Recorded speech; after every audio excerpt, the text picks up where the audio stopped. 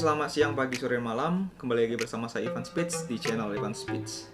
Dan pada kali ini saya akan mengajarkan atau memberikan tips ya lebih tepatnya bagaimana cara menghindari hipnosis. Oke, sebelumnya saya jelaskan bahwa saya ini ada salah satu praktisi di Hypnostage pada masanya. Sombong amat. Sekarang saya udah nggak aktif lagi di Hypnostage atau hipnotis panggung. Ya, jadi disclaimer dulu, ini bukan video mengajarkan tentang bagaimana cara menghipnotis, bagaimana cara melakukan berbagai macam teknik-teknik. Jadi ini cara untuk menangkal hipnosis, ya. Jadi buat kalian yang pengen belajar hipnotis, kalian skip saja video ini karena ini bukan untuk belajar hipnotis, lebih tepatnya untuk menghindari hipnotis, kejahatan atau penipuan yang sering terjadi di luar sana.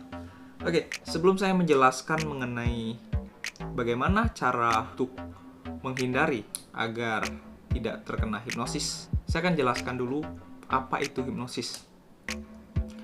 Jadi, hipnotis itu sebenarnya ada dua jenis yang berkembang di Indonesia, itu hipnotis tradisional dan hipnosis modern atau western hypnosis.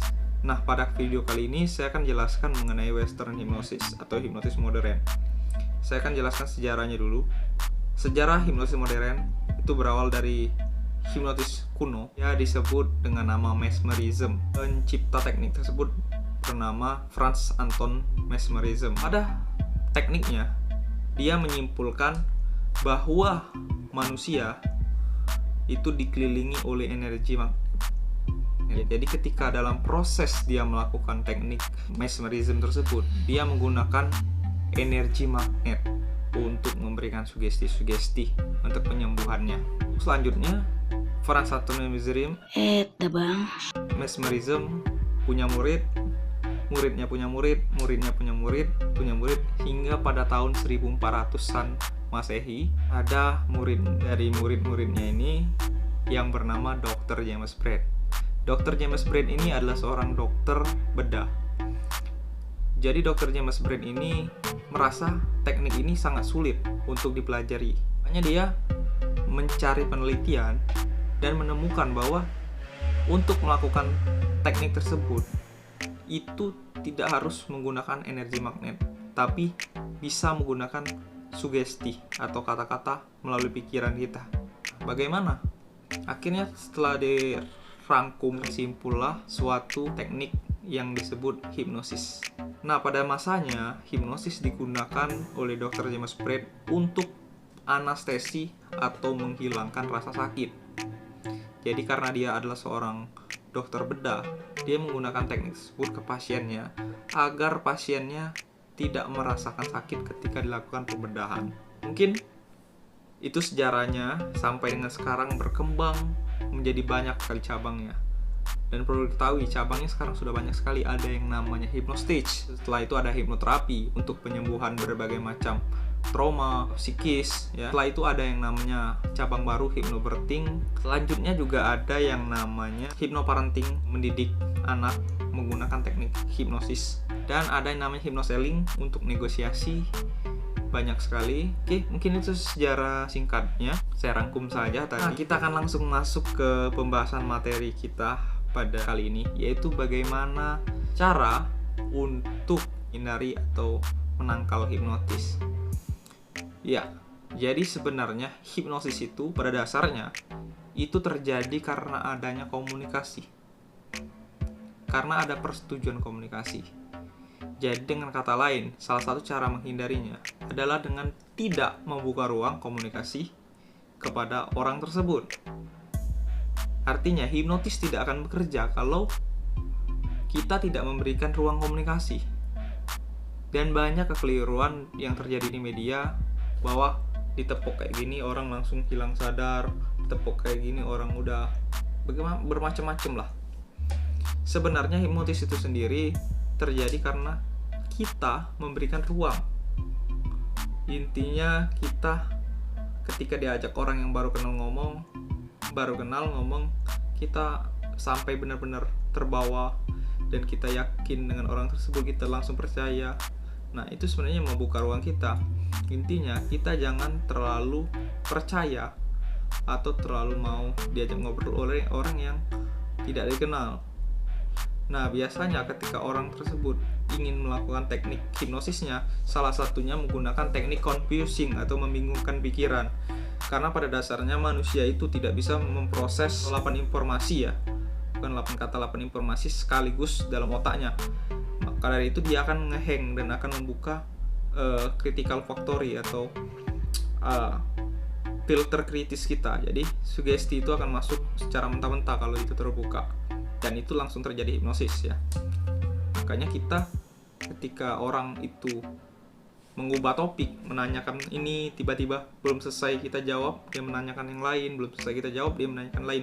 Nah, itu patut dicurigai, dia akan melakukan teknik-teknik hipnosis. Maka dari itu kita sebisa mungkin untuk tidak terlalu fokus pada ucapannya, tapi kita mungkin bisa fokus ke diri kita, bernyanyi dalam hati atau membaca doa. Bukan bermaksud buruk sangka, cuman kita harus waspada. Ketika ada seperti itu kan yang kita rasa aneh, ya kita harus waspada untuk tetap fokus pada diri kita, jangan fokus pada ucapan orang tersebut, karena dia akan melakukan teknik-tekniknya dengan salah satu dengan membingungkan pikiran. Biasanya ditambahkan dengan variasi kejutan. Setelah dia membingungkan kita, akan dikejut, bisa tepokan. Nah, intinya seperti yang saya bilang tadi, biasanya dibuka dengan komunikasi. Tidak mungkin langsung nepok tiba-tiba orang itu terhipnotis, tidak masuk akal itu. Biasanya ada proses komunikasi dulu. Jadi itulah, harus ada proses komunikasi dulu. Kalau tidak ada proses komunikasi, hipnosis itu tidak akan berjalan. Nah, itulah kenapa kebanyakan, mohon maaf ya, yang banyak menjadi korban itu adalah anak-anak SMP, anak-anak remaja, ibu-ibu. Karena pada dasarnya mereka itu lebih bisa menerima orang baru. Ketika diajak tanya, mereka itu lebih humble biasanya. Sedangkan untuk yang pria, apalagi dewasa, biasanya pikirannya itu selalu kritis. Ketika orang yang baru kenal, dia akan waspada, baik itu mau penampilannya bagus atau bagaimana. Dan karena salah satu yang membuat kita mau berkomunikasi dan biasanya digunakan oleh para pelaku hipnosis, yaitu dengan komunikasi, dengan cara bicaranya, dengan pakaiannya juga.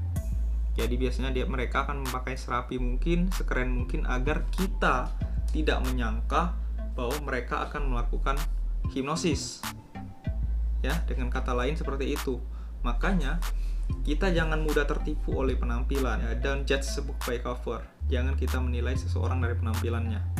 Oke, ya itu kunci utama hipnosis sebenarnya saya ajarin. Jadi dengan kata lain, untuk menangkalnya ya kita harus menahan kunci utamanya, yaitu komunikasi tadi.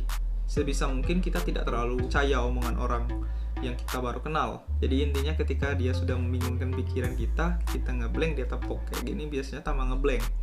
Maka dari itu kita jangan terlalu fokus. Kita bisa bernyanyi dalam hati ketika kita merasa wah, agak pusing nih kepala kita, agak ngeheng nih karena informasinya masuk terus, ditanya ini, tanya itu, tiba-tiba nanya yang lain. Kita bisa langsung fokus ke diri kita, dalam hati kita bisa bernyanyi, bisa membaca doa di dalam hati kita, agar tujuannya otak kita fokus ke diri kita, tidak fokus kepada orang tersebut.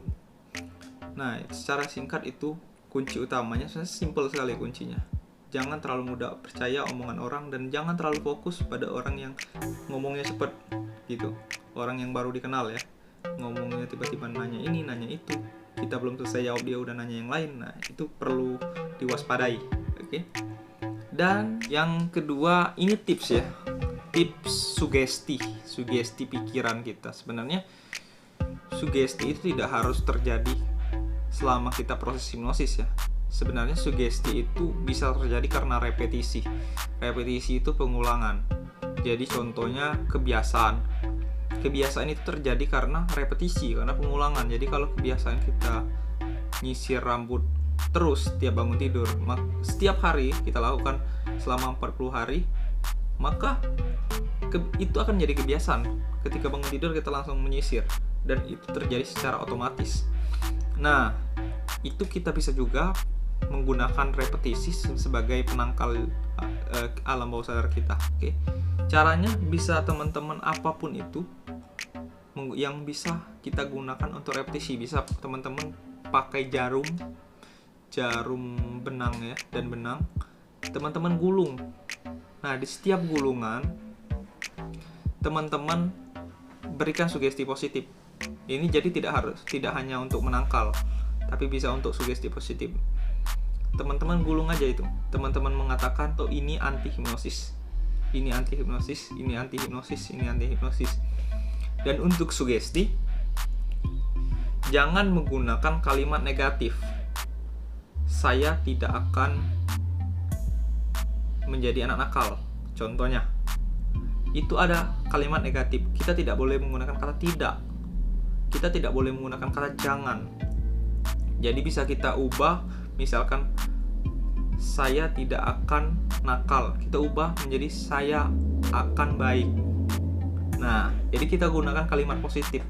Nah, contohnya gini, kita bikin saya lebih waspada, saya lebih waspada, saya lebih waspada, saya lebih waspada. Nah, kita gulung, setiap gulung kita ngomong terus dalam hati kita, saya lebih waspada. Nah, sehingga itu akan menjadi jangkar dalam pikiran kita, menjadi mindset kita. Dan kita lakukan itu setiap hari menggunakan jarum tadi. Kita lakukan saya lebih waspada, saya lebih waspada, saya ada pribadi yang waspada. Kita ulangi terus sampai benangnya habis. Kita lakukan setiap hari, maka itu akan menjadi jangkar di pikiran kita untuk agar kita bisa lebih waspada. Dan ketika kita bertemu pun, kita akan mindset kita ketika kita menemukan posisi mungkin ada orang yang nanya cepat atau yang berniat jahat seperti itu, maka mindset kita akan langsung muncul bahwa oh, saya lebih waspada, saya lebih waspada. Secara otomatis itu akan mindset muncul. Jadi kurang lebih seperti itu teknik yang bisa saya ajarkan untuk menangkal hipnosis. Ini saya ajarkan dasarnya saja karena memang ini penting ya. Mindset dan jangan mudah terpercaya kepada orang yang baru dikenal. Oke, mungkin itu videonya udah kelamaan. Dan saya ucapkan terima kasih buat yang sudah nonton video ini. Semoga video ini bisa bermanfaat ke semua orang. Dan jika kalian suka dengan video ini, kalian bisa like. Jika ada kritik dan saran, kalian bisa komen di bawah. Dan jangan lupa kalian share video ini ke seluruh sosial media kalian agar video ini bisa menjadi manfaat.